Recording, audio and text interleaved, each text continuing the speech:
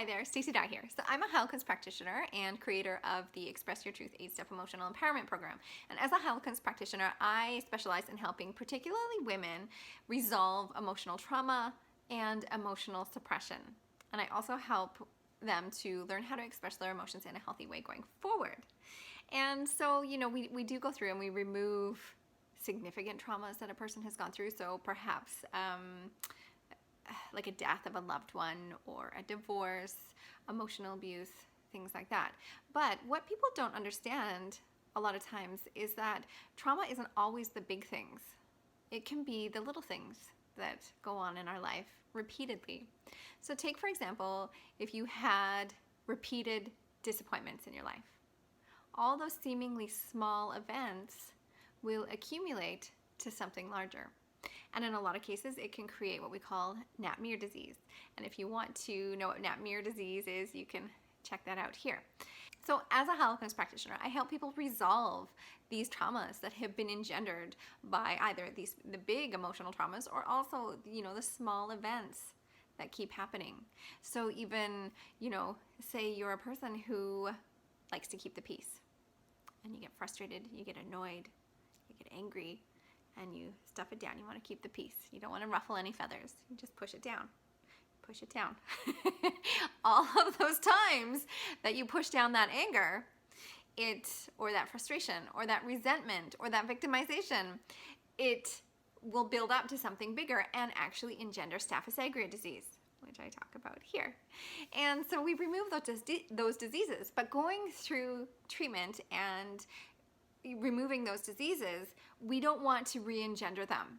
And life happens, things happen. And so it can be really useful to have kind of some first aid tools in your toolbox to help prevent further trauma from being engendered. And yes, we can remove these things, and it's always useful to do like an emotional cleanse. Over the summer, I did an anger, grief, and fear cleanse because I felt like a lot of things had been building up over the years. And so I just did a cleanse with some remedies.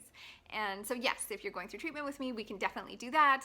But there's also things that you can do to help prevent trauma on a day-to-day basis.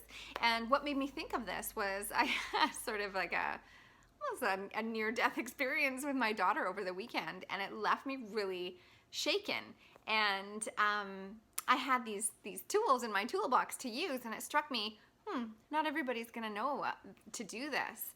And the trauma that I experienced this weekend, if I hadn't done something about it, that would have been a strong enough trauma to lodge itself in our life energy, and then I carry that around with me, and then that would build up with other traumas that occur.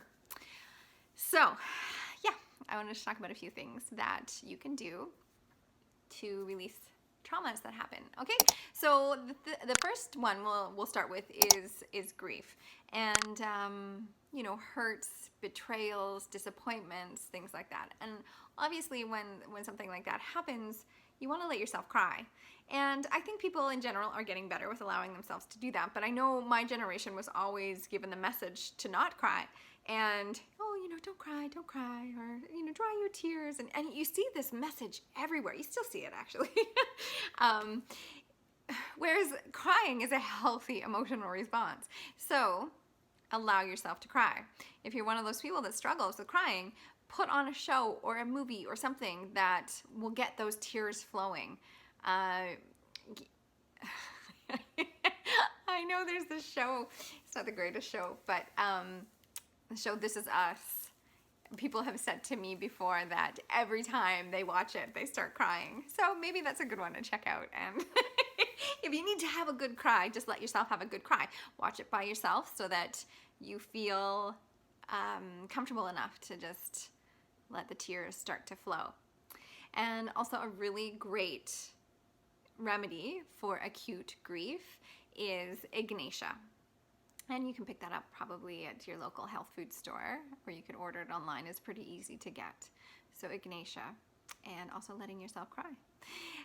And so for anger, frustration, that can happen on a daily basis sometimes. Going out in traffic. I know you nux vomica types can relate. So a really great way to relieve frustration is an anger releasing exercise that I'm going to show you now.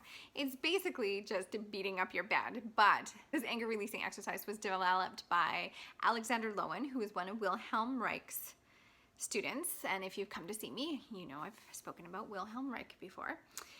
He's a very important piece of Heilkunst, and so he developed these exercises called bioenergetics, and they're designed to help release built up emotions. And he developed this one for anger releasing, and he actually did it every morning. It's just an exercise to release anger.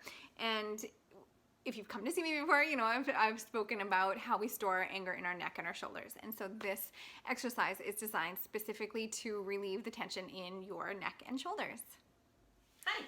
Okay, so to do that anger releasing exercise, like I said, it's basically beating up your bed. And here it's sheet washing day at our house, so I'm going to be beating up my grounding mat. But basically what you want to do is you make sure that your lower back is protected, so you want to bend your knees, and then you make a fist, and then you wrap your hand around that other fist, and then you lift up your arms, and then you beat down on the bed, and then you do that repeatedly and strong. Like if you get angry, you don't even need to be angry at the time to get the anger releasing benefits, actually, which is amazing. So you do that, and then also yelling with it is really effective. You get more of a release with that yell. So a lot of people are really uncomfortable with that, and they say, oh, my family members will be uncomfortable. and it's true, the yelling can be a bit disruptive, I suppose, but I do it, you know, I'll tell my family what I'm doing. I've expressed that I have this, I just say to my daughter, I'm going to go do my exercises, and I go and do it. And it's fine. And so this is a really great exercise to determine how comfortable or uncomfortable you are with anger. And I get a lot of resistance around doing this exercise, but it's a really, really important exercise. And like I said, you don't even need to be angry to get the anger releasing benefits. So yeah, if you can do that one, it's a really, really great one for helping to release that built up anger, resentment, frustration. All right, so have fun with it. Okay, so the third thing I want to talk about is fear or shock. And yeah, so when I had that shock over the weekend, I had felt really, I had a lot of anxiety immediately after it happened, to the point of feeling almost nauseous, and I needed to release that from my body. And I didn't have my aconite, so a really great remedy to have on hand for shock, yeah, sort of like acute fear events, is aconite. I use an aconite 1M or 200C. I think you should be able to, in a health food store, either buy a 30C or a 200C, and some people will be fine with that. I find the 30C is not high enough for me. So yes, if you have a homeopath, or if you've seen me, you can just ask for aconite 200C or a 1M to have on hand for first aid events. And so physically, I don't know if you've ever seen, like out in nature, like a duck or an animal or something that had a shock, or, you know, got chased by a predator. They'll shake to kind of release that emotional tension that's created from that shock. And so that's what I want you to do. So this happened to me down at the river, and so I didn't have my aconite on hand, so I basically just shook, and I'm gonna show you now. Okay, so you basically just want to just shake it all out. And so I just